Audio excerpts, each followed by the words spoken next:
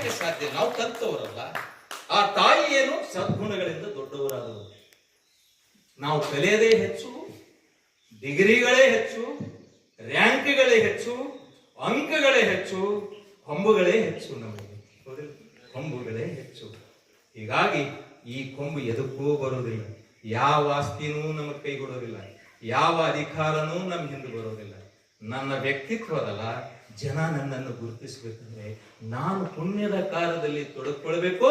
ನಾಳೆ ನೀವು ಈ ಮಕ್ಕಳಿಗೆ ಹೇಳ್ಬೇಕಾಗ್ಯದ. ನಿಮಗೆ ನಾವು ಹೇಳಿದೆವಂದ್ರೆ ಮುಂದೆ ಯಾವುದೋ ಕಾಲೇಜಿನಲ್ಲಿ ಹೋಗ್ತೀರಿ, ಯಾವುದೋ ಶಾಲೆಯಲ್ಲಿ ಹೋಗ್ತೀರಿ, ಗ್ರಾಮೀಣ ಪ್ರದೇಶದ ಶಾಲೆಗಳಿಗೆ ಹೋಗ್ತೀರಿ. ಬಡತನದಿಂದ ಬರುವಂತ ಮಕ್ಕಳಿದ್ದಾರೆ.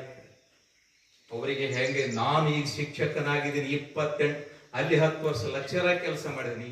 ಫ್ರಮ್ ಟಾಪ್ ಟು ಬಾಟಮ್, ಮ್ಯಾಲಿಂದ ಮತ್ತೆ ಕೆಳಗೆ ಬಂದೀನಿ. ಕೆಲವರು ಕೆಳಗಿನಿಂದ ಮೇಲೆ ಹೋಗ್ತಾರೆ.